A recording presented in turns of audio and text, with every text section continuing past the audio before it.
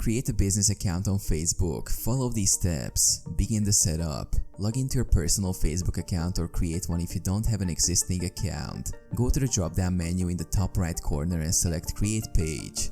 Select business type. Choose the type of business page you want to create. It could be a local business or place, company, organization, brand, or public figure. Fill in business details. Enter your business name, category, address, contact information, and a brief description.